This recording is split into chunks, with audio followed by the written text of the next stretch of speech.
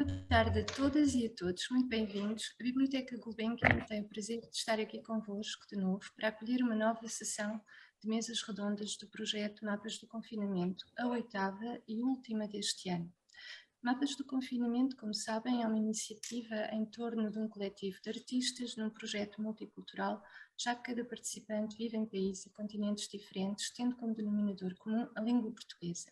Em nome da delegação da Fundação Carlos de Gulbenkian em Paris, a Biblioteca Gulbenkian agradece a iniciativa deste projeto aos seus fundadores, Nuno Gomes Garcia e Gabriela Ruivo Trindade.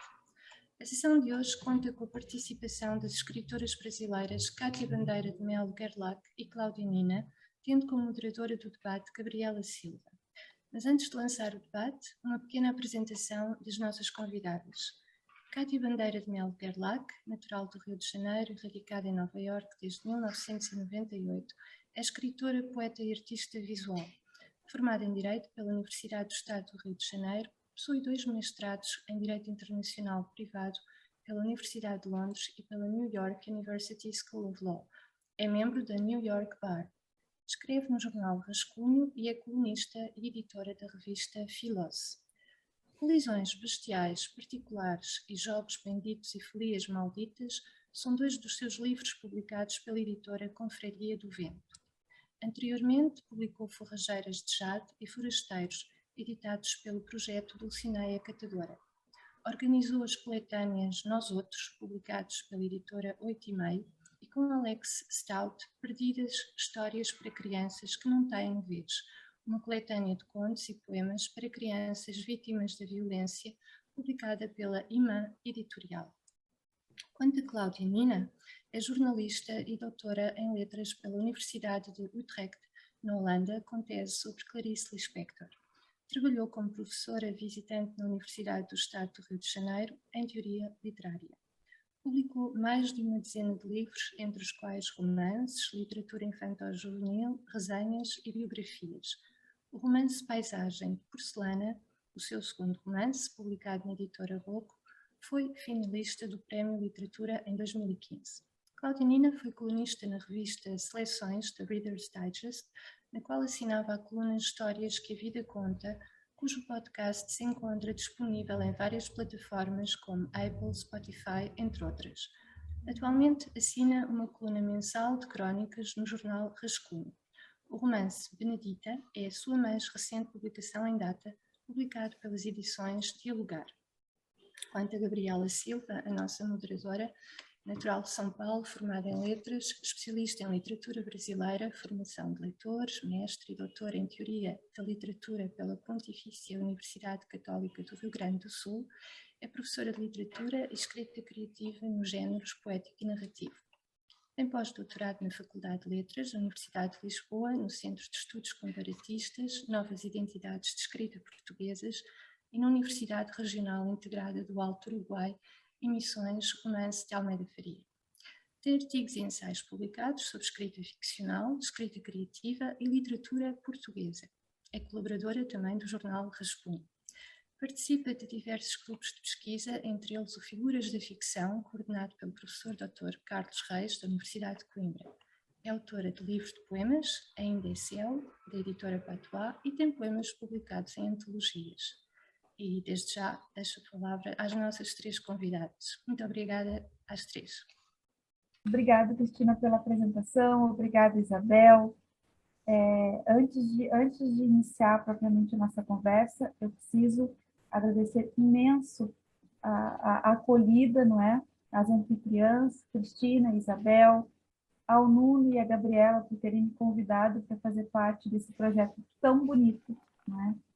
Que não só compartilha literatura, mas afetos. Eu tive a oportunidade de encontrar aqui grandes amigos, como o Nuno Camaneiro, o Amilcar Betega, agora encontro a Cláudia, a Kátia, conheci a Maria João Cantinho, conheci a Irondina Joshua, conheci também a Isabel e a Cristina. Então, eu acho que, por mais que os nossos tempos sejam tão difíceis, os afetos e as relações que a literatura nos permite, né, estabelecer são muito, muito preciosos, né?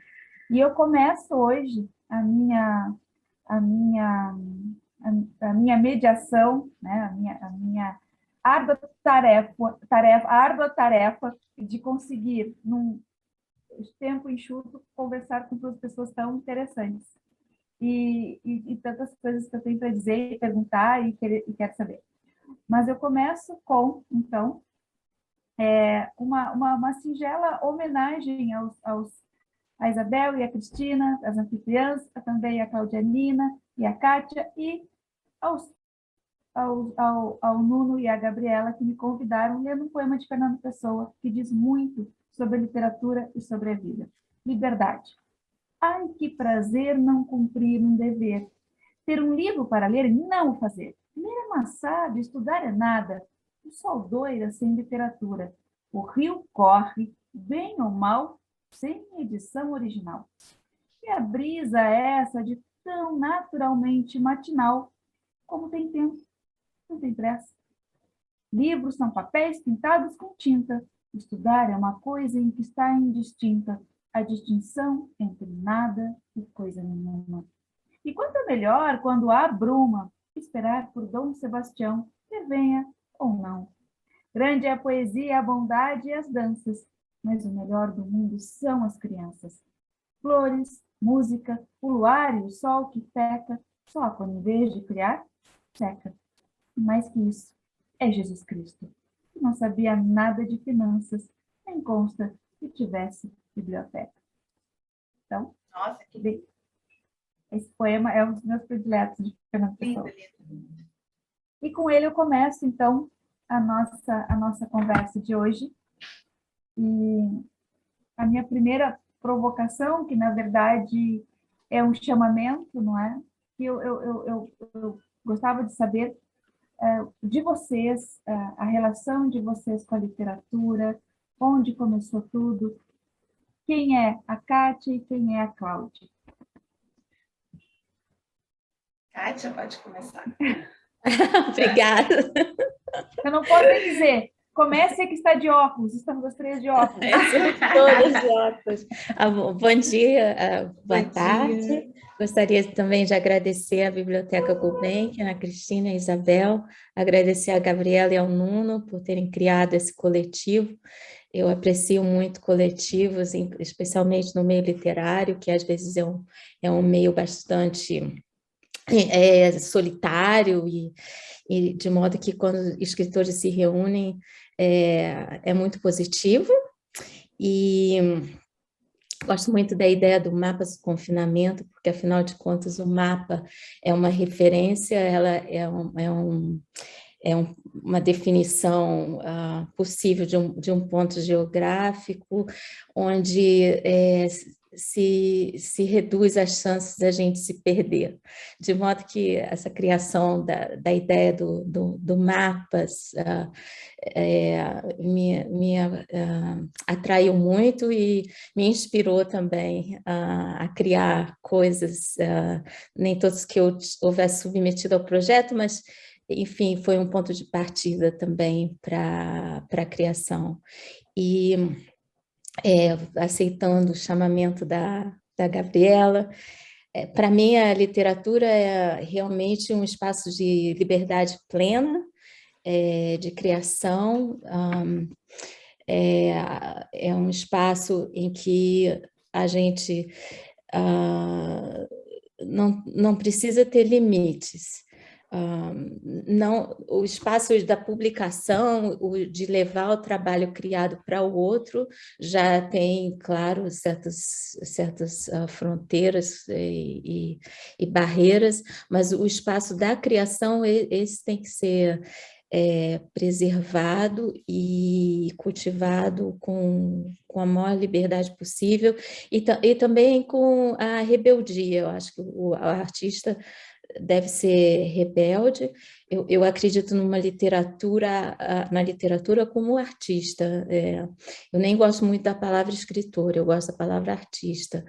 É claro que há pessoas que eu acredito que encaram a literatura de uma maneira diferente da artística, especificamente, mas para mim ela é a arte pela arte. e um espaço completamente sem tempo, sem pressa, como diz o Fernando Pessoa, e é entre o nada e coisa nenhuma, mas é entre o nada e coisa nenhuma que existe muita coisa, assim como entre o céu e a terra, é que existe esse espaço de imaginação.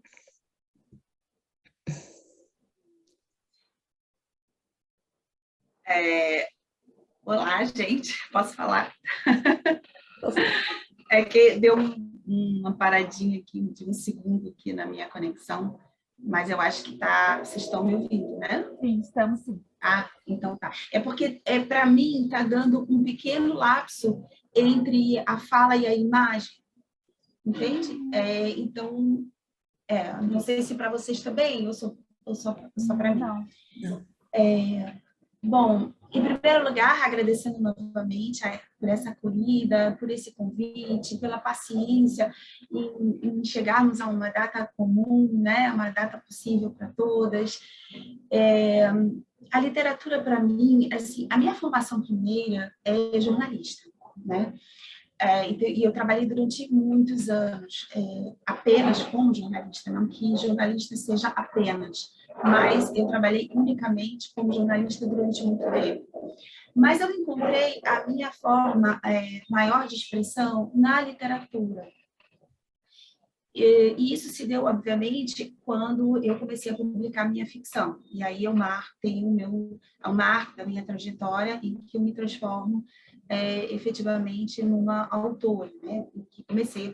Quando eu comecei a publicar livros de ficção, não apenas de não ficção. Então, a literatura foi um espaço em que eu consegui me encontrar como artista, como diz a Kátia. Eu gosto muito dessa colocação dela, porque é exatamente nesse espaço onde eu me encontro, né? A literatura é um espaço em que eu me encontro mais livre para exercer a minha arte, né? E a literatura, ela é o espaço de transformação por excelência, né? Ela é aquela possibilidade de perturbação. Ela perturba, ela tira o tapete das certezas e ela promove um deslocamento. Toda literatura promove um deslocamento. Seja um deslocamento mental, um deslocamento psicológico, um deslocamento geográfico, né? Então, ela é o espaço do deslocamento por excelência, né? A literatura é aquela que entra através da palavra, com a força de transformação da vida das pessoas, da vida emocional das pessoas, até da vida geográfica das pessoas, né? Quantas coisas acontecem a partir da leitura de um livro. Então, meninas, assim, é importante a gente pensar a importância do papel do escritor na vida das pessoas. Assim, a gente começa a pensar também nisso, né? Porque o escritor é aquele que constrói os universos, né? Nós somos esses mensageiros, né? Que transmitem o mundo passa, de certa forma, pelos nossos olhos, né? A palavra das nossas línguas, nas quais escrevemos as nossas obras, passam por nós, né? Nós, de certa forma, transformamos essa palavra através do nosso estilo, da nossa forma de escrever, né? Então, olha só, quanta importância, né? Vamos nos aplaudir também, né? Quanta importância temos nós, autores, esses artistas da palavra, né? Então, a literatura é, para mim, acima de qualquer coisa, um espaço de transformação, né? E os livros são justamente aquelas possibilidades de perturbação, quando o chão treme e, a partir daí, coisas se transformam. As pessoas mudam de lugar, né? Tanto simbolicamente quanto até fisicamente, né? Nós nos deslocamos quando a gente entra em confronto, entra em comunicação, ou em comunhão, ou encantamento com uma obra literária. É mais ou menos por aí, Gabriel. eu estava pensando muito a respeito de uma questão eu conheci a Cláudia Nina não pelos escritos jornalísticos. Eu conheci a Cláudia Nina por um livro sobre a Clarice Lispector. Olha, nunca soube disso. Foi assim que Revelações. Foi assim que eu te conheci. E aí eu comecei a te seguir nas redes sociais, procurar quem era a autora, e a gente sabe que tem uma frase dentro da Clarice Lispector, que está dentro da A Hora da Estrela, não é? Que eu quero muito chamar para a nossa conversa, que é para saber de vocês exatamente assim, o start de começar a escrever. Né? Uhum. Diz lá, e tudo começou com um sim. Né? É linda essa frase. Essa frase é muito linda. E antes, né, a gente tem lá o primeiro livro dela, tem uma frase que é do James Joyce, né, que é o Perto do Coração Selvagem, né, que é um fragmento de uma frase dentro do Retrato do Artista Quando Jovem, que também tem muito dessa ideia de voragem, não é? Daquilo que sentimos com a literatura. Então, eu quero saber de vocês qual foi o momento do sim, né? Quando é que começa? Quem é a Kátia, quem é a Cláudia como leitora? Quais são essas leituras que formaram vocês ao longo do tempo? E quem é a Kátia, quem é a Cláudia, escritoras?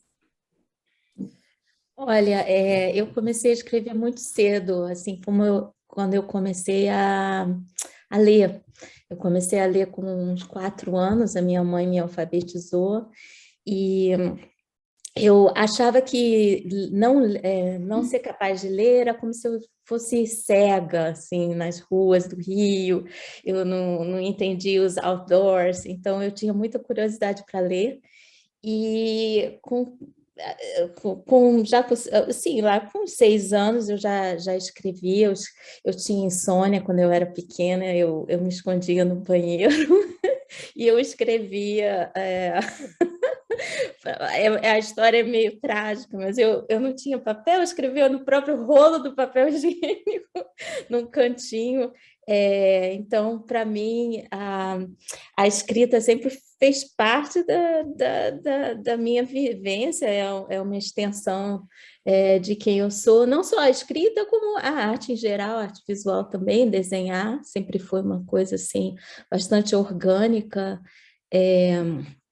Para mim, eu sempre quis preservar esse espaço, por isso eu me formei em Direito, esse espaço da literatura, da criação poética, do espaço artístico, eu sempre quis manter ele meio intacto, separado do resto, e assim tem sido, só que com a idade, então, a literatura tomou um lugar muito maior na minha vida, e, claro, a gente tem que sentar todo dia, escrever, produzir, porque senão não sai nada.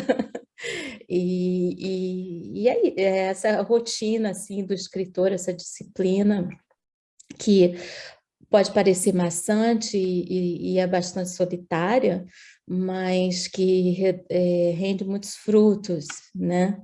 E, inclusive, agora na pandemia, eu participo de um grupo matinal de escritoras mulheres aqui dos Estados Unidos, e a gente se encontra 2 horas por dia de manhã. Hoje eu estou faltando, porque eu estou aqui, mas todo mundo escreve junto, a gente escreve juntas online. E eu acredito que isso ajude muito. O espaço da mulher na escrita é sempre mais difícil, porque tem sempre outras coisas chamando, né? A casa, os filhos, enfim, é mais complicado. Por isso, no meu grupo, por exemplo, só tem mulheres. Tem algumas iniciativas aqui, junto a esse grupo também, das mulheres que submetem o trabalho delas para revistas, uma apoia a outra. são meios de suporte, assim, para a gente continuar trabalhando. Cláudia. No meu caso, o sim, na verdade, ele existia, mas eu deixei que ele ficasse latente, adormecido, até que eu encontrasse realmente o meu momento de transformar essa escrita em ficção. Porque a escrita, ela sempre aconteceu de uma forma natural, até porque é a minha formação profissional, e antes disso havia os diários, né? Muitos dos que começaram a escrever começaram com os diários, né? E eles foram a minha primeira forma de expressão e foram hoje analisando talvez o começo das histórias que a vida conta, que hoje fazem parte do meu podcast com ficções.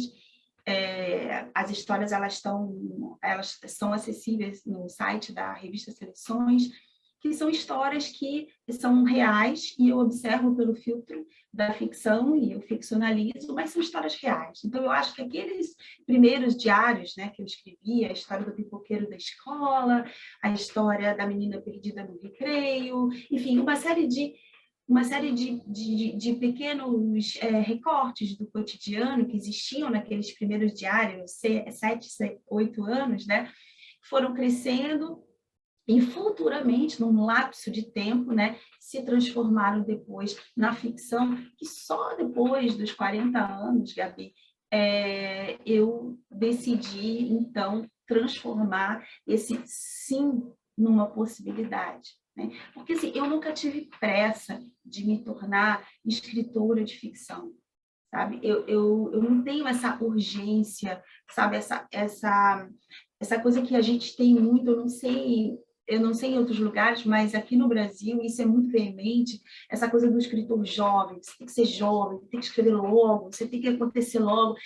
Eu não tenho isso, eu acho que a nossa escrita, literatura tem que ser jovem e pulsante. A idade do autor, isso não tem a menor relevância, isso não tem a menor importância. Então, assim, a minha preocupação sempre foi em ter algo de fato a escrever. Eu não queria publicar qualquer coisa. Eu queria escrever quando eu estivesse pronta para transmitir o meu sim ao mundo. E o meu sim veio a partir do meu primeiro romance, Esquecer-te de Mim. E, assim, eu tenho certeza que esse é um romance que eu assinaria ainda hoje, sabe? Eu estou fazendo 10 anos de carreira literária em termos de ficção, que eu digo, né? Antes eu publiquei livros de não ficção, mas eu digo literária em termos de livro de ficção. Então, esse é um livro que, após 10 anos, eu assinaria de novo. E é isso que eu queria, sabe? Eu queria estar pronta para publicar uma obra que eu pudesse assinar em qualquer tempo, qualquer época da minha vida. Né?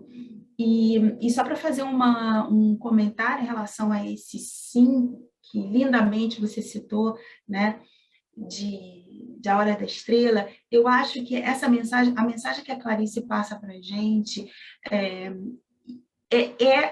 a da possibilidade, sabe? É do otimismo e da esperança, porque existe ainda uma parte, né, uma grande parte de leitores ainda reticentes em penetrar nesse mundo da Clarice, né, com o sentimento de que ela é depressiva, ou ela é muito difícil, ou torturante. Eu vejo exatamente o contrário. Né? Eu acho que em vários momentos da obra dela, esse sim, ele repercute, ele reverbera de diversas formas. Então, eu acho que é uma personagem que se transformou dentro, é uma personalidade que se transformou em personagem de si mesma, né, em vários momentos da sua obra, e que convida, sobretudo nós, mulheres, sabe, a aceitar esse sim e a agigantar esse sim através das nossas diversas formas de expressão e a termos, sobretudo, coragem para, como diz a Kátia, como é difícil para a mulher encontrar um lugar ao sol, como é difícil para a mulher se desvincular de tantas coisas que só ela faz, né? Só ela faz, assim, é difícil a gente delegar dentro da nossa casa, como é difícil, né? Então, como é difícil a gente ter um tempo para a gente poder estar aqui, por exemplo, né? Como é difícil. Então, e a Clarice, eu acho que a obra dela é esse convite permanente para que a gente aceite o sim, que a gente tenha coragem de exercer o nosso ofício, né? Nossa missão de vida. Eu me lembro muito, eu tenho em 2022 agora, sai meu segundo livro de poesia. O meu primeiro foi publicado em 2015, e eu levei muito tempo, eu nunca tive pressa para escrever. Eu comecei a escrever poesia, eu tinha uns 18 anos, e eram rascunhos guardados em gavetas e tal, e depois, quando eu cheguei ali em 2015, um amigo me disse, Gabi, vai porque está na hora. E eu tomei coragem e eu montei o livro, ele leu assim, tá pronto, vai. E eu mandei para o Eduardo da editora Patuá. Deu 15 minutos, o Eduardo me escreveu de volta, quero te publicar. Eu juro que eu fiz assim, é pegadinha? Não pode ser pegadinha. E é um livro muito querido, assim, é um livro, mas é exatamente essa ideia que vocês duas trouxeram, e a Claudinina agora recuperou muito bem, não existe a pressa, né? Existe um momento em que simplesmente aquilo é a hora, não é? A literatura, ela é um exercício, primeiro, de leitura, né? Porque os grandes escritores são, sobretudo, grandes leitores, né? Porque é a ideia do palimpsesto, né? Não existe nada no mundo que já não tenha sido contado, mas existe a forma de contar aquilo, né? E é isso que faz a literatura tão diversificada. E agora, ouvindo a Cláudia também, eu já vou fazer uma outra provocação. O Derrida fala no livro que ele fala sobre a literatura, essa coisa estranha que é a literatura, o que constitui a literatura, né? O que ela é enquanto objeto, elemento, tipo de arte, né? E hoje nós temos minha janela fechou aqui, fiquei escurecida, eu vou ela abre de novo, é um ventinho aqui, então. Mas o que nós temos, não é? Dentro desse conceito de literatura hoje, existem múltiplas vozes. Vocês trouxeram muito bem a ideia do feminino, não é? É muito diferente a escrita de um homem e de uma mulher, né? É diferente em ritmo, é diferente em escolha vocabulária, em campo semântico, em imagens, em referências. São potências muitas vezes complementares, outras vezes antagonizam, não é? Mas, sobretudo, são escritas diferentes, né? Porque são visões de mundo diferentes. E tanto é que a própria Clarice, ela rasga, né? Ela rasga o ventre de uma literatura essencialmente masculina da sua época, não é? E por muitos é chamada de não gostam da literatura dela, porque é uma literatura de introspecção, não é regionalista, não é social. E depois a gente acaba percebendo que dentro da literatura da Clarice tem, sim, né, uma nuance social, a perspectiva, sim, não é? muita. Muito, não é? Muito. Então, aquela ideia de uma escritora alienada cai por terra. E então eu gostava de saber de vocês, assim, essa ideia do que hoje, essa coisa estranha que é a literatura, como é que vocês veem essas múltiplas vozes, não é? O mapa do confinamento é isso, né? Essas Sim. múltiplas vozes e visões do mundo, e como é que vocês percebem? Vocês mesmos trouxeram, mas eu quero ouvir mais um pouco sobre essa ideia desse feminino, né? Que é tão potente na literatura. Kátia, agora eu vou começar pela Cláudia, vou inverter a provocação. Então, Gabi, essa sua questão é crucial, porque eu tenho um livro que se chama Paisagem de Porcelana, né? E esse livro foi o meu segundo romance, e ele tem, eu sempre digo, sabe, que ele é uma provocação com o leitor, uma brincadeira de fazer com que ele entre pensando que o livro é uma coisa e quando ele começa a ler, ele descobre que é outra. Por quê? Porque você veja, e eu descubro muito bem quem leu o livro e quem não leu. Porque quem não leu o livro e quer dizer que leu, diz, nossa, sua escrita é tão delicada, Paisagem de Porcelana é tão delicada. Eu estava falando sobre Paisagem de Porcelana, que esse romance ele tem um título, né, delicado, entre aspas, né, mas ele tem um conteúdo absolutamente brutal. Ele fala sobre a violência psicológica contra a mulher, ele fala sobre a violência psicológica que sofremos durante o período do exílio. Então, são temas muito duros. Assim, eu tenho a dizer que, no geral, a minha literatura dita para adultos, né? Eu não gosto de separar em faixa etária, mas às vezes é necessário, ela é uma literatura muito forte, muito brutal, em vários aspectos. A exceção, claro, de Amor de Longe, que é um juvenil, por isso que eu divido entre o adulto e juvenil e infanto-juvenil. Então, Gabi, o que eu quero dizer com isso? Eu quero dizer que existe ainda um estereótipo da literatura feminina delicada, e isso ainda existe, né? E também existe o fato de que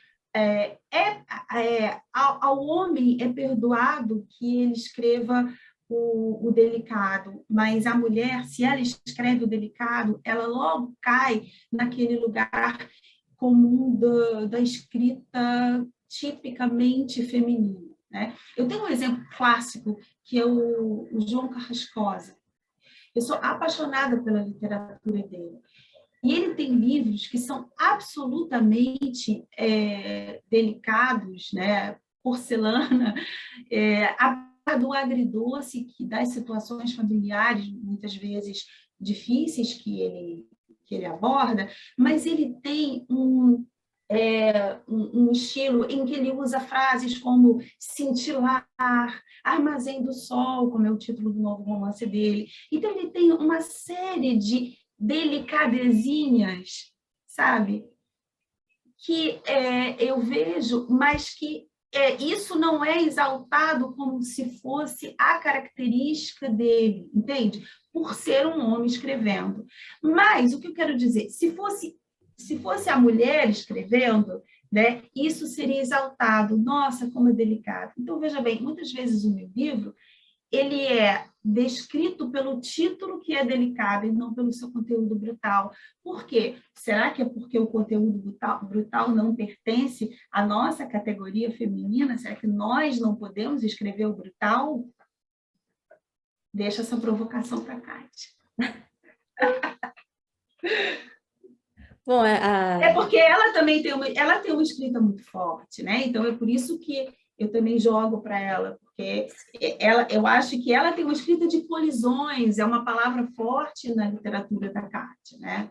Essa coisa da colisão. Então, por isso que eu jogo, acho que a gente pode refletir um pouquinho sobre isso.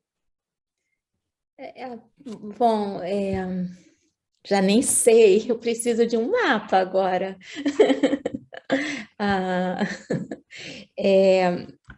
A pergunta inicial era a literatura em si, contemporânea, não é, Gabi?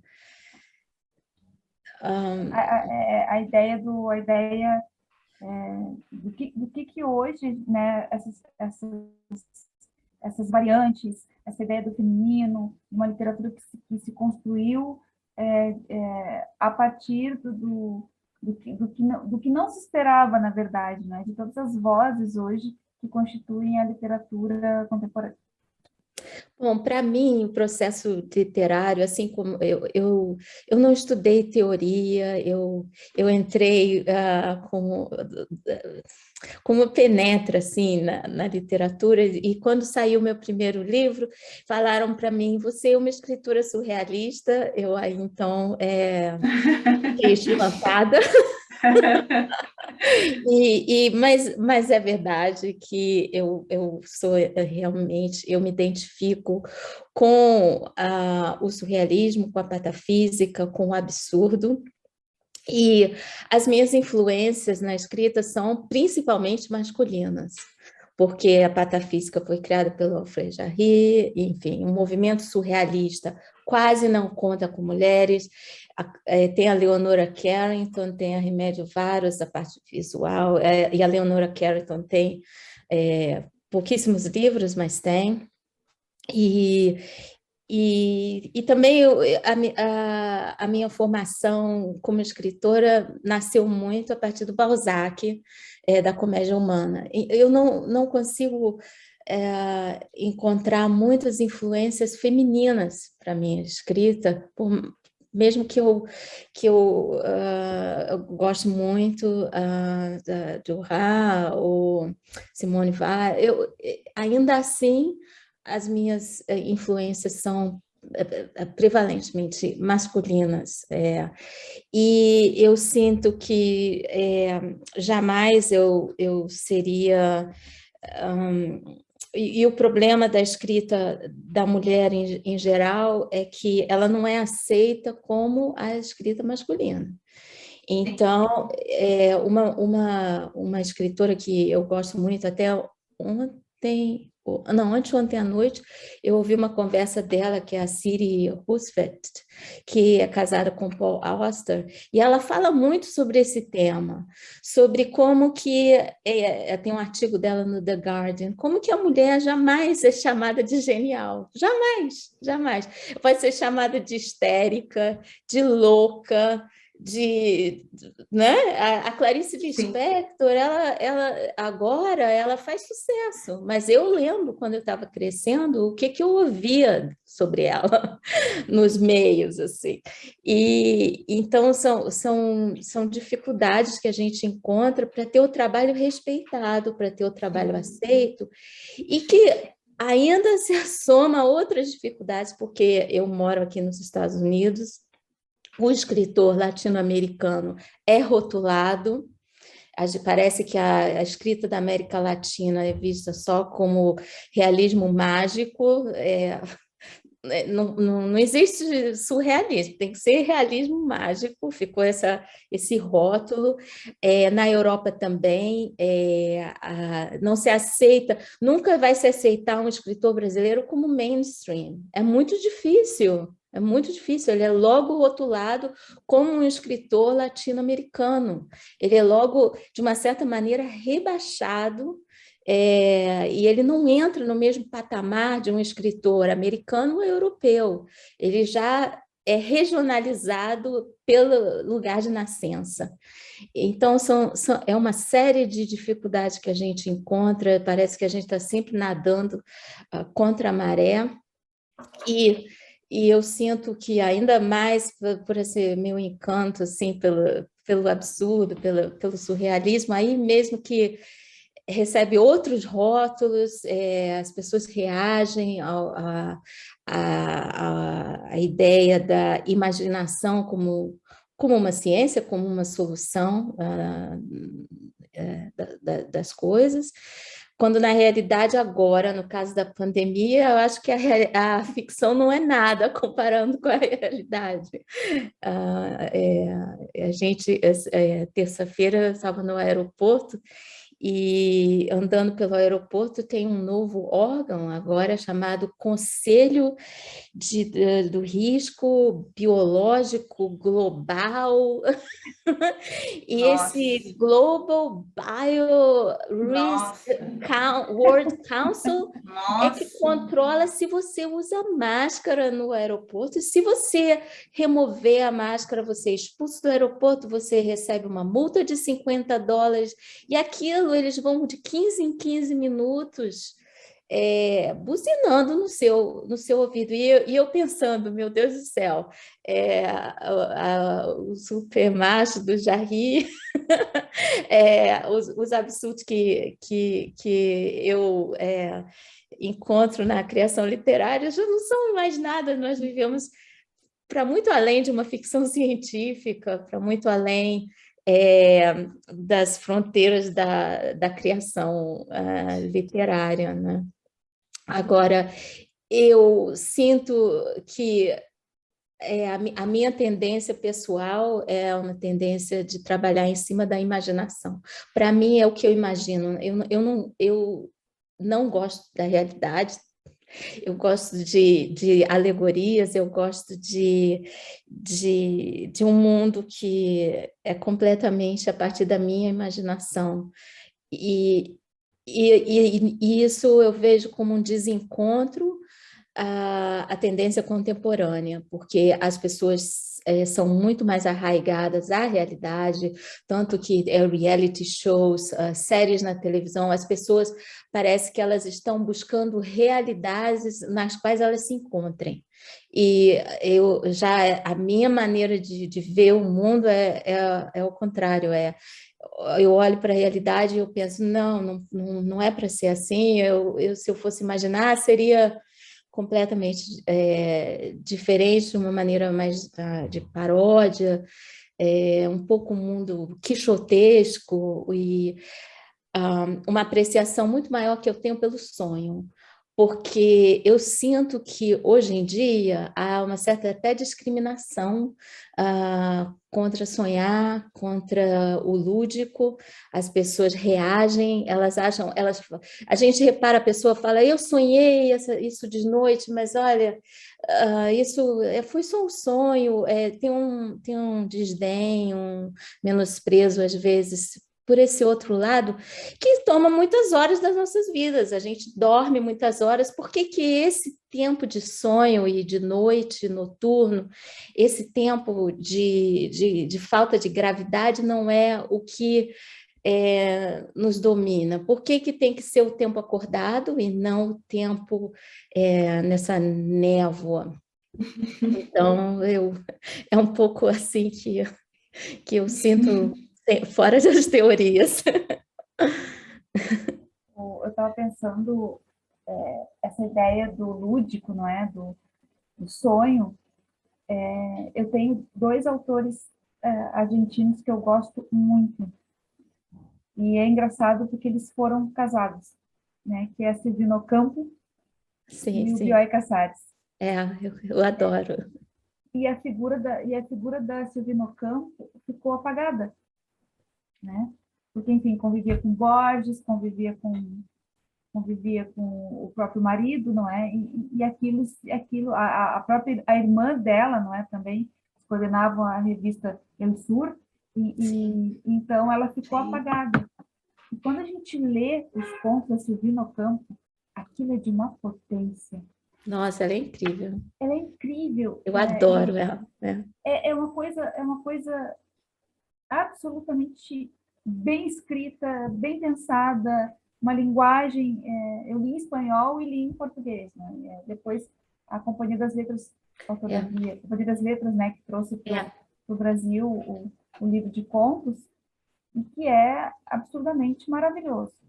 E eu me lembro desses 3 casos singulares que eu acho sobre o feminino, que é a Flor Bela Espanca, né?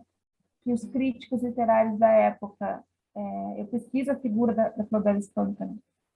E eu fui procurar sobre as edições, fazer um verbete para o dicionário de Flor Bela Espanca, e sobre as edições, e eu encontrei uma questão num jornal de um crítico que dizia que ela era muito boa para os salões, ela era muito boa para frequentar né, os salões, mas como poeta ela não tinha utilidade nenhuma. Então ela foi, né, ela sofreu esse apagamento, quando na verdade ela é uma das primeiras vozes, assim como a Mariana Alcoforado, né, uma das primeiras vozes a se consagrar feminina, e influenciar toda uma geração, que é da Maria Velho da Costa, da Maria Teresa Horta, né, da Isabel Barreno e tantas outras, Natália Correia, e tantas outras que que vão seguir. E outra é a Nancy Houston, que tem um livro espetacular chamado A Espécie Fabuladora, né, em que ela fala sobre a nossa potência de escrita, que é natural do ser humano, a potência da escrita, e ela foi casada com Todorov. Então, ninguém se lembra da Nancy Houston sem ser a esposa do Todorov, né? E, na verdade, ela é uma escritora fantástica, absurdamente fantástica, e uma pensadora sobre literatura muito interessante. Assim. Então, e aí entra entrando já no nosso segundo bloco de questões, eu pergunto para vocês como é que foi a relação de vocês com a literatura nesse período da pandemia, né? Como foi a leitura, como foi partilhar a literatura, como foi ver literatura, porque, né, surgiu programas de YouTube, podcasts, Instagram, lives. A literatura, ela, não é? Eu me lembro que o universo, né? Muitas livrarias fecharam, né? Por causa da ausência física dos clientes, mas os sites de compra de livros bombaram, né? Porque parece que as pessoas... Né? Então, As pessoas leram mais. Exatamente. Então, eu quero muito ouvi-las sobre a relação de vocês com a literatura nesse período. Cláudia. Okay. Eu quero só fazer um parêntese aí em relação a essa questão do feminino, Gabi e Kátia. Vocês já observaram como é quase inexistente a seguinte observação em relação a um livro escrito por mulher? Que livraço! Livraço é uma definição feita de homem para homem, para definir os livros escritos por homens. Que Olha, livraço. 2 pessoas falaram que o meu livro era livraço, eu lembro hoje. Mas sabe o que eu acho? Mas sabe o que eu acho que falta, Kátia? Justamente essa Mas eu lembro até hoje. Não, o que falta é essa reverberação. É isso, chegar até mais pessoas. Por isso é que esse movimento aqui é bom, sabe? De mulheres apoiando mulheres, incentivando mulheres, lendo mulheres. Porque assim, aí a gente precisa que o homem chegue e diga que é um livraço. Vamos nos dizer que o livro é um livraço, sabe? Sem que a gente precise passar por essa chancela, sabe? E que fique mais sororidade, né? Que diz, né? Exatamente. Eu acho que precisa muito mais sororidade. Não é? Com então, certeza. Assim, é só uma observação, só para finalizar essa questão do feminino. É verdade, é verdade. E, bom, durante a pandemia, o meu movimento ele se diversificou em algumas fases, né? Uma delas foi exatamente essa coisa do boom das lives, né? Que coincidiu com o centenário da Clarice. E eu perdi até a conta de quantas lives eu fiz justamente em função dos meus estudos de Clarice, né? Então, no momento da pandemia, eu me detive na releitura de grande parte da obra dela, e foi um movimento muito intenso, muito rico, porque eu me aprofundei em muitos escritos, os quais eu já não lia já fazia um tempo. Então, foi muito enriquecedor esse mergulho com menos compromissos, né? Assim, maiores compromissos dentro de casa, mas eu digo mais fechada para o mundo externo, né? Então, me possibilitou um mergulho mais nessa obra completa da Clarice Lispector. Então, um grande momento da pandemia, eu me detive nesse mergulho até em função dessas questões. Então, assim, esse momento de pandemia, então, me possibilitou, até em função desses convites de lives para falar de Clarice Lispector, para os mais diversos públicos, né? Isso que foi interessante, sobretudo, né? Justamente levar a Clarice para públicos diversos, em localidades diversas, né? Inclusive um evento organizado em Miami, então, sabe, assim, localizações diversas me convocando para falar sobre Clarice. Então, esse momento de isolamento do mundo exterior me permitiu ainda, talvez, uma maior concentração para que eu pudesse mergulhar nesse universo da Clarice de novo. E um outro momento da pandemia, em função de um curso que eu ministrei na Cândido Mendes sobre escrita criativa, eu precisei mergulhar em alguns, voltar a alguns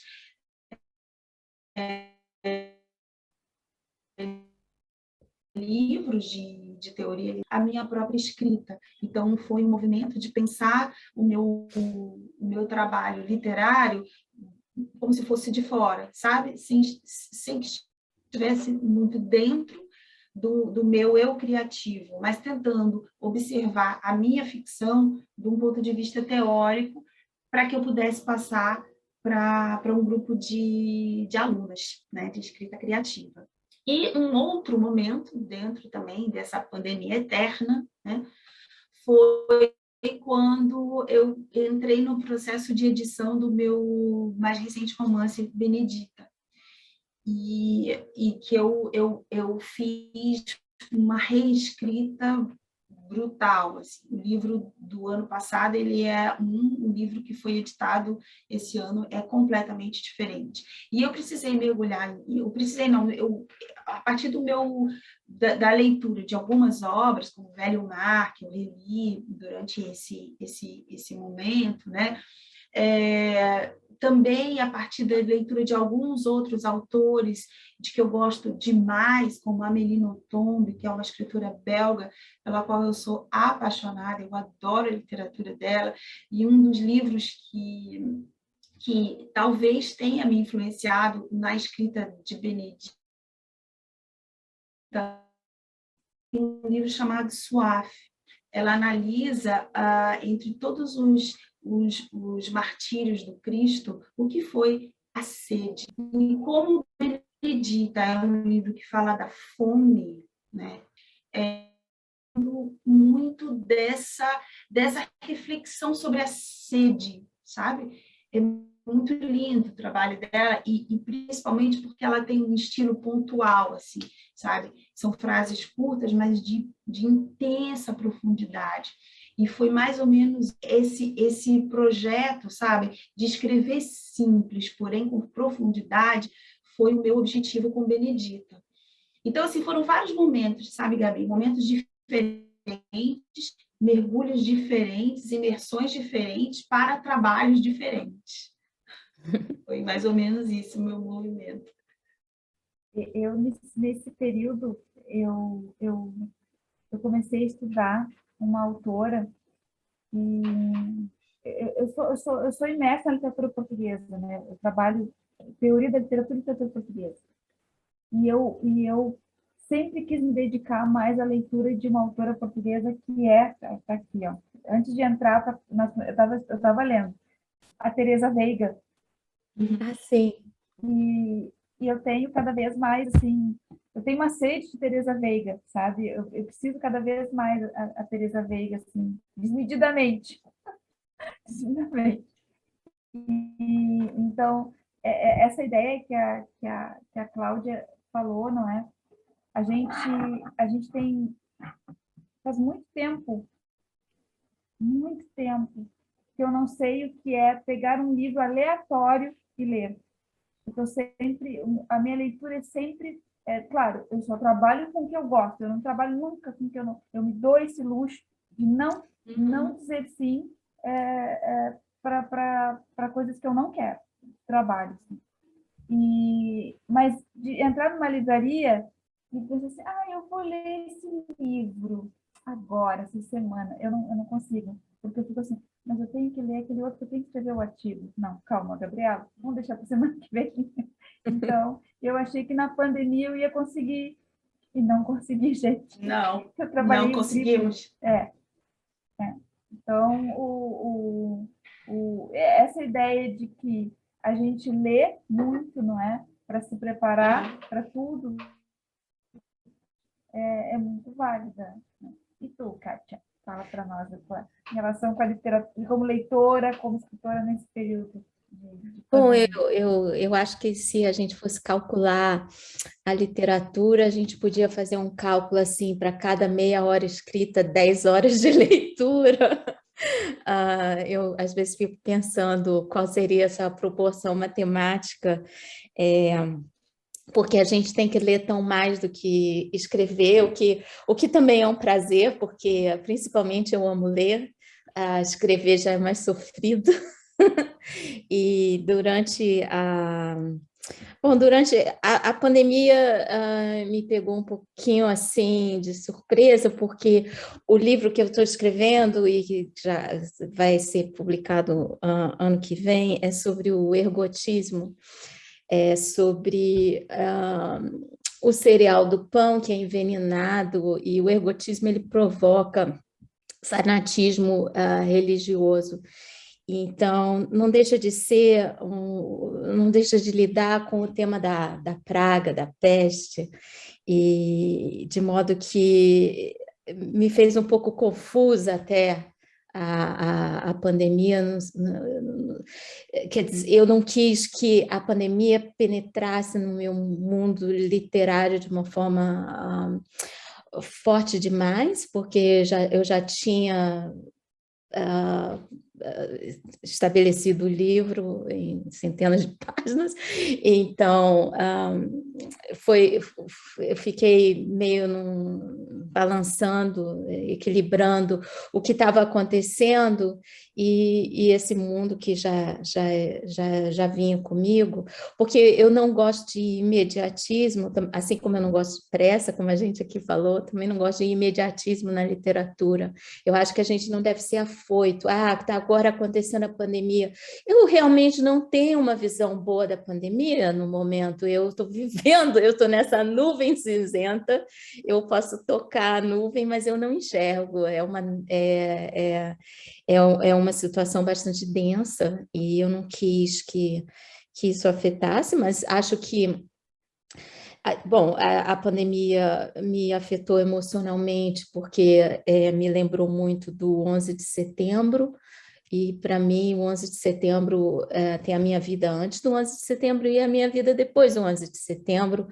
Ah, e o surrealismo acho que vem daí também, porque eu vi o mundo desmoronar e desde então eu vou montando essas pecinhas assim tortas. E quando começou a pandemia, eu fiquei bastante abalada, porque me fez lembrar do 11 de setembro, quando a gente estava preso dentro de casa, a gente não sabia se vinha um ataque biológico, se a água ia estar contaminada, eles mandaram pôr plásticos pretos nas janelas. Então, esse medo, essa sensação de estar preso em Manhattan e não poder atravessar o rio, não poder fugir da ilha, e tudo isso me fez sair, inclusive, de Nova York, de tanto pavor de reviver uma situação do 11 de setembro. E talvez por isso a pandemia tenha sido assim bastante produtiva para mim, e um momento de maior introspecção também. Aproveitei para não usar nas redes, acho Facebook, Instagram bastante cansativos, não sei até que ponto são positivos, essa necessidade do escritor se promover, eu acho muito cansativa, acho que toma uma energia que a gente devia usar para criar, para imaginar, e fico pensando na sorte que os nossos escritores antepassados tinham, que não tinham social media, não tinha nada disso, podiam ficar no canto deles, sem esse tipo de exposição pública, que eu acho bastante massacrante para o escritor, porque é um paradoxo. O escritor, ele é, por natureza, uma pessoa introspectiva, e ele é forçado a se expor assim, como se fosse extrovertido. e eu achei que a pandemia foi uma ótima oportunidade para minha introspecção. Não é que eu não tenha participado de uma coisa ou outra aqui, mas achei que foi super produtivo, escrevi muito mais do que jamais havia escrito, li mais, só depois que eu fiquei doente com a vacina, e aí me deu um fog, e me afetou bastante o trabalho, mas, enfim, faz parte de viver nessa realidade de agora. A gente tem que, assim como a questão da literatura feminina, a pandemia, a gente tem que, como aqui nos Estados Unidos se fala, né? Pegar do limão e fazer limonada. Eu acho que é por aí que a gente vai fazendo limonada e vai rumo a um destino completamente incalculável, não é? Que a gente caminha hoje em dia, a gente tem que lidar. Eu acho que as pessoas que reagem melhor ao que está acontecendo agora são aquelas que aceitam que o mundo é imprevisível. Ele sempre foi imprevisível. A pandemia aflorou isso, mas a realidade é que não há certezas, né? Então, lidar com isso é uma prova de força. Mas para nós que somos escritores, como a Cláudia falou, a gente já tem que lidar com isso diariamente. Eu acho, até a Siri Roosevelt, na conversa dela com a Sarah Hall, há 2 dias atrás, falou justamente sobre isso. A Sarah Hall, que acabou de montar a ópera Eurídice no Met, uma produção sensacional, moderna, contemporânea, linda, ela estava falando, eu continuo sentada na minha mesa escrevendo. Claro, me afetou, porque as crianças não foram para a escola, mas a vida do escritor, não sei se foi... Acho que a gente já tinha o nosso suprimento aqui para sobreviver a essa crise também. Eu tive por causa dos barulhos em torno. E às vezes é um barulho da rua que eu fico assim, ouvindo o barulho, eu mesmo me distraio. Mas o Todorov tem um livro, né, que é Literatura em Perigo. Ele diz, eu me lembro, gente, o número da página, é uma passagem que me marca muito, a página 73, em que ele diz, a literatura pode muito, né? A literatura pode tudo, ela pode nos salvar, ela pode resgatar emoções, enfim, ela tem uma potência muito grande. Tanto é que ela é considerada a mais completa das artes, né? Porque nela estão todas as outras. Mas a propósito disso, né? Eu entro já no nosso último bloco, não é? Por mim essa conversa duraria muito, muito, porque é um prazer estar com vocês. Mas que é justamente a ideia do Mapas do Confinamento, né? que pode tanto, né? Que convoca tantas vozes diversas, né?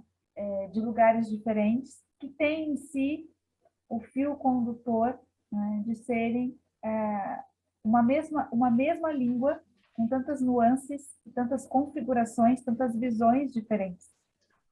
Então, a partir dessa ideia, né, do mapas, né, do confinamento, não é mapas da língua portuguesa, né, mapas do confinamento, e de pessoas que produzem arte nas mais diversas variantes e que são, então, falantes de língua portuguesa. Como é que foi produzir, encaixar, colocar o trabalho de vocês no Mapas do Confinamento? Por favor. Okay. Kátia. Chamei a Kátia agora. Bom, eu achei bastante inspirador a ideia. Gostei muito de fazer esse zine que com colagem. Eu gosto muito, isso faz parte também do movimento surrealista, né?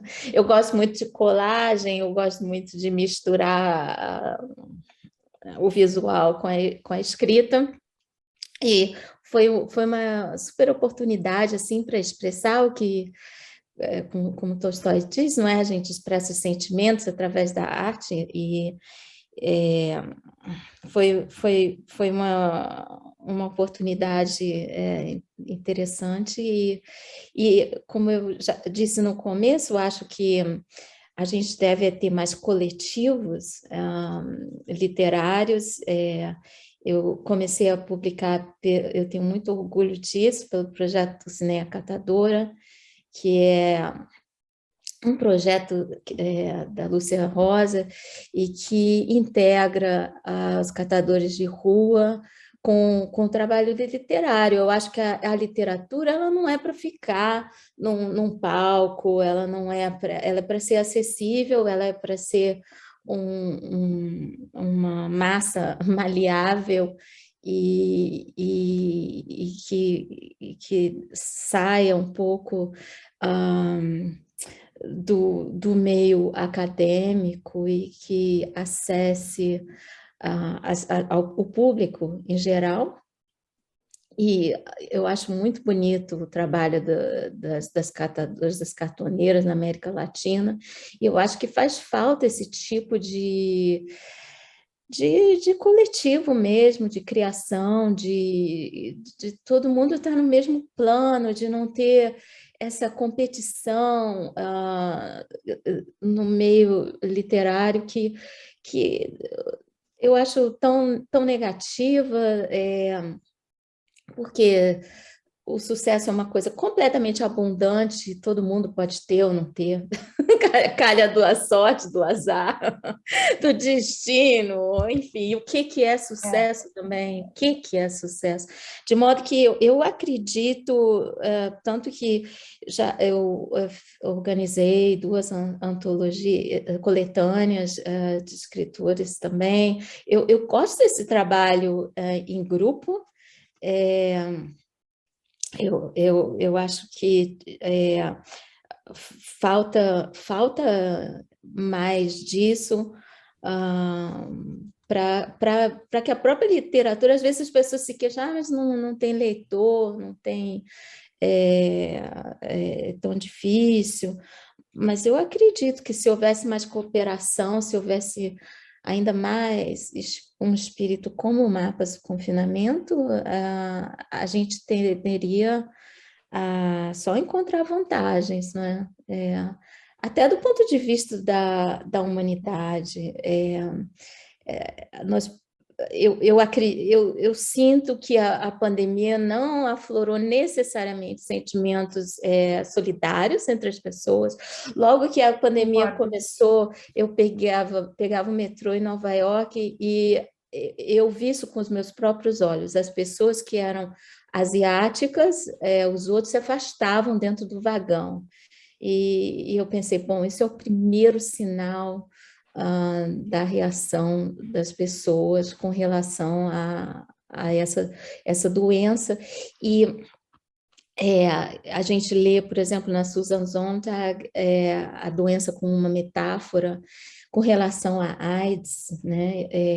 Eu me lembro quando a AIDS começou, e perdi alguns amigos no Brasil com AIDS, as pessoas tinham medo de visitar quem tinha AIDS, né? Então, é um instinto de sobrevivência, mas também há muito egoísmo. E o fato das pessoas terem ficado confinadas, isoladas, também não ajudou. Acredito que as pessoas passaram talvez um pouquinho tempo demais com elas mesmas, e aí abrir para o mundo de novo, não sei. Então, o coletivo, a gente deve ver sobre esse prisma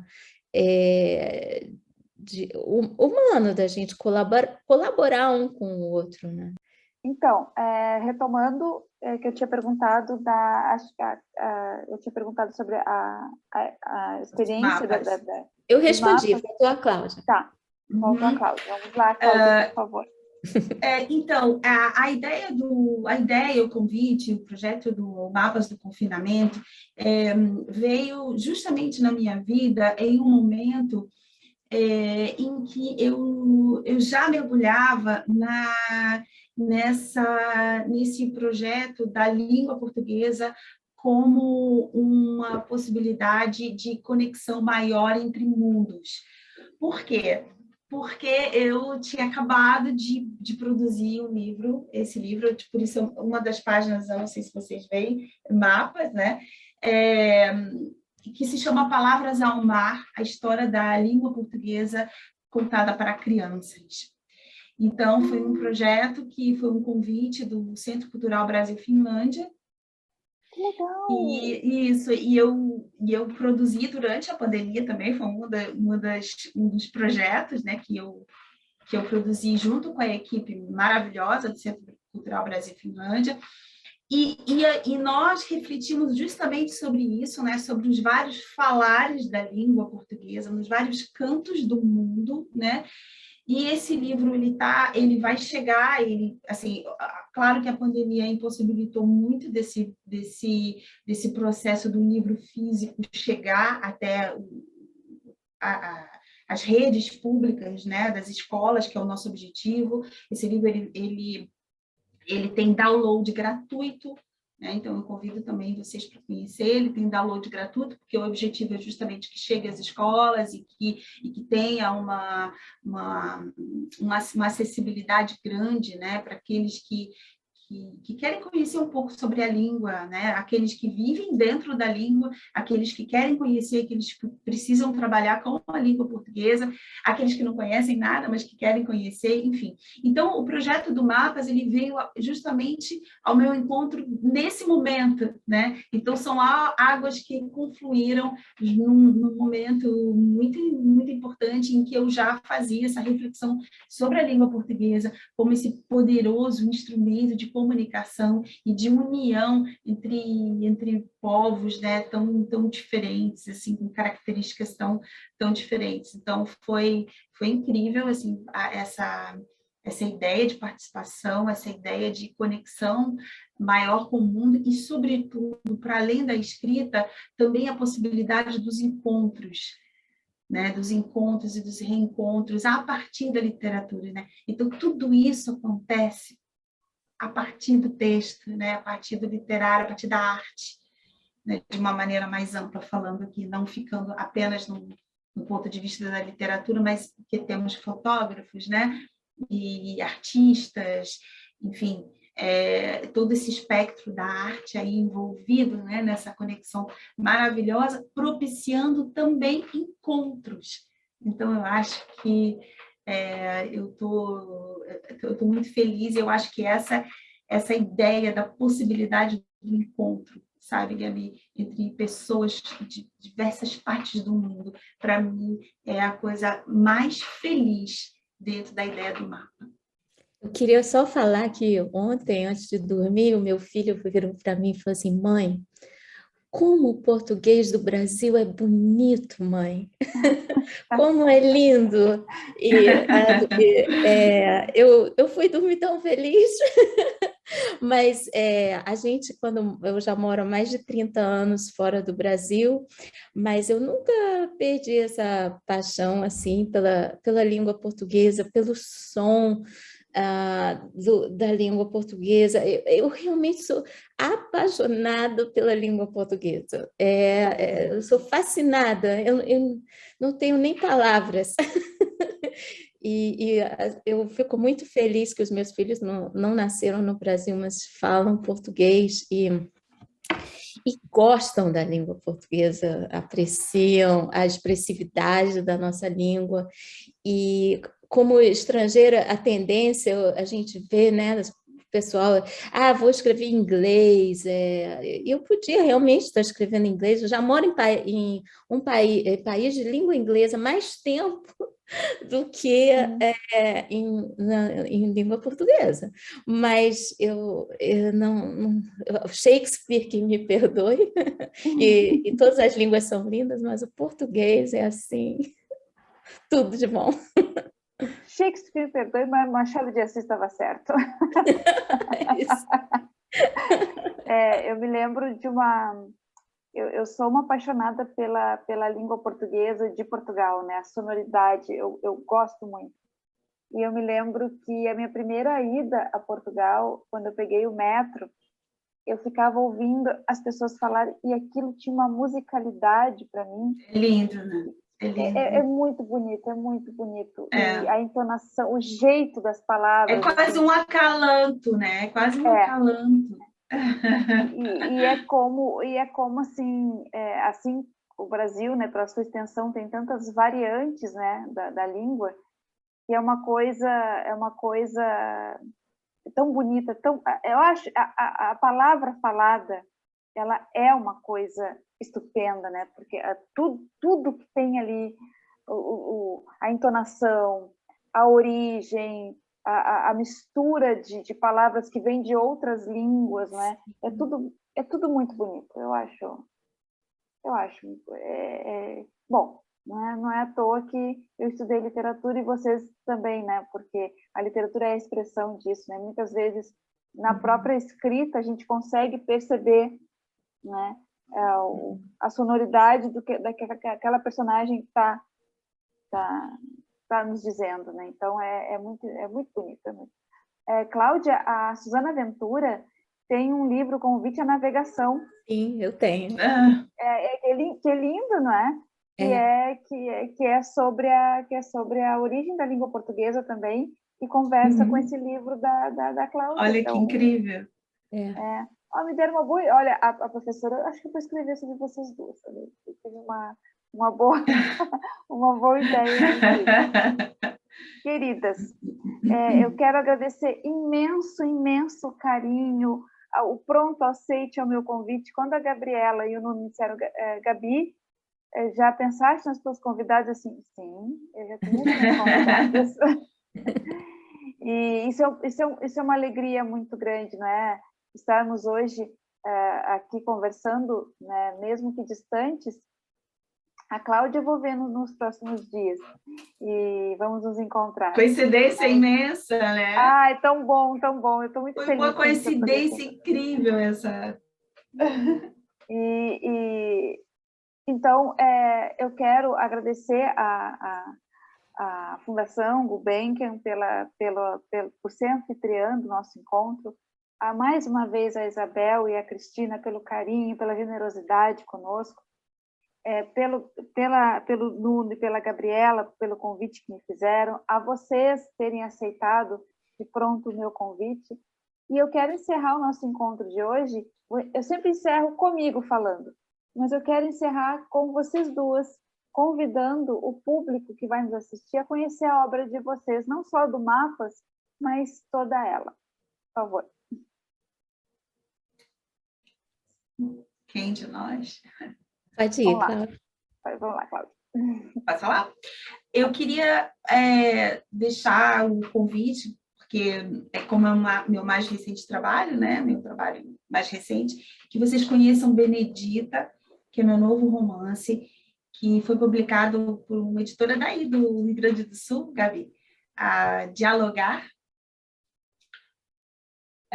Tem ilustrações, tem 4 ilustrações a bico de pena feitas pelo João Pinheiro.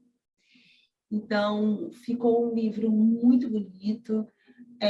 Ele é uma ficcionalização de uma história real, assim, o núcleo, assim, a origem dessa história, a espinha dorsal, se a gente puder dizer assim, é uma história real, verídica, que eu, assim, cujos episódios eu coletei ao longo dos últimos 7 anos, mais ou menos, portanto, é um livro que me demandou, assim, muito tempo. Em geral, os meus trabalhos são assim, os meus trabalhos de maior fôlego, eu demoro bastante para produzir, e, como eu disse, não tenho pressa, e esse livro é também um exemplo disso. Então, eu convido vocês para conhecer Benedita. editora Dialogar, tá disponível no site da própria editora. Então, é isso, meu convite é para isso, para que vocês conheçam esse trabalho específico. E, claro, a minha obra também está, quem quiser conhecer um pouco do meu percurso, eu tenho um site com o meu nome, claudianina.com, que está disponível para que vocês conheçam também o meu trabalho, o meu podcast, disponível em várias plataformas, que se chama Conficções, que é justamente esse meu trabalho de ficcionalizar episódios do cotidiano. E, mais uma vez, um imenso agradecimento a Gabriela, Isabel, Cristina, Nuno, todos do Mapa, Kátia também, por essa conversa gostosa, generosa, e um grande abraço a todos. E um ótimo amanhecer em 2022. É isso que eu espero para todos nós. Obrigada, Cláudia. Kátia.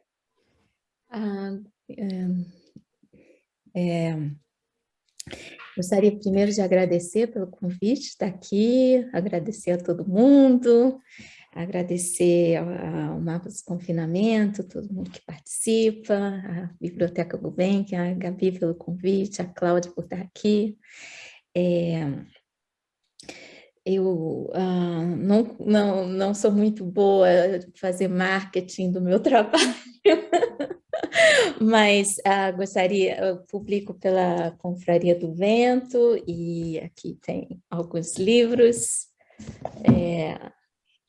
que foram publicados. O próximo vai sair ano que vem, A Patafísica do Quadrado. É um romance na Rota das Galochas, tem bastante intertextualidade com a literatura russa e com a literatura latino-americana. É um livro que eu estou trabalhando desde 2016, e a Confraria do Vento também vai publicar começar a publicar meus cadernos de artista, que tem o meu trabalho visual e a poesia.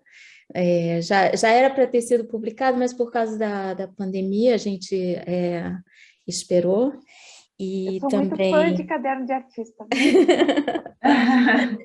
Eu também, eu não vivo sem, eu acordo e trabalho neles. Aqui eu sempre compro cadernos em Portugal, sempre dessa marca, Emílio Braga. E, enfim, faço um trabalho, e tudo isso vai sair, assim. Olha, eu me inclinando no vídeo, tentando ver. Eu também. Depois eu te mostro.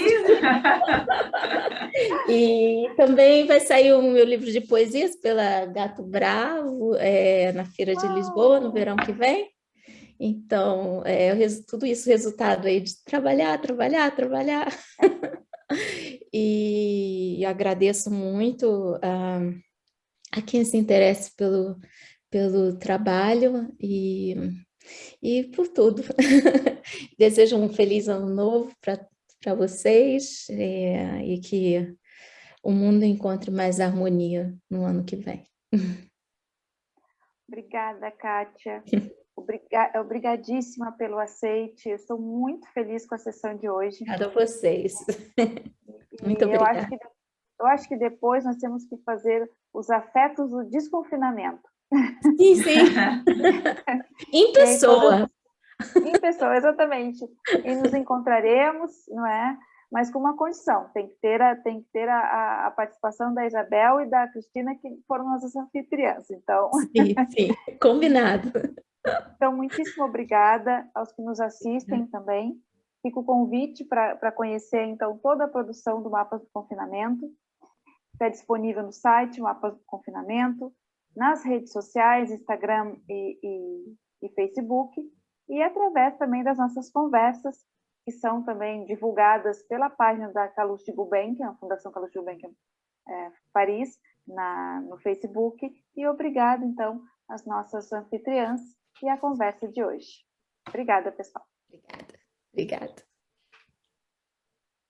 Agradecemos às participantes desta mesa redonda, as escritoras Kátia Bandeira de Melo Gerlach, Cláudia Nina e a Gabriela Silva por este belo encontro e debate em torno da literatura. Literatura como elemento transformador do lugar do escritor na vida de cada um de nós, da evocação de Clarice Lispector, uma das escritoras mais influentes do século XX, entre outras obras literárias de autoria feminina, da troca de experiências, de emoções, reflexões e novos projetos editoriais.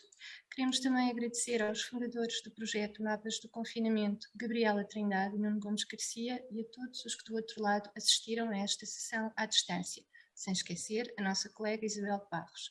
Recordamos que Mapas do Confinamento conta já com 8 edições com a de hoje e que todas elas se encontram disponíveis no site da Gulbenkian Paris, na página Facebook da Biblioteca. Uma vez mais, obrigada a todos e votos de boas festas de fim de ano e encontro marcado para janeiro de 2022. Obrigada. Obrigada. Obrigada.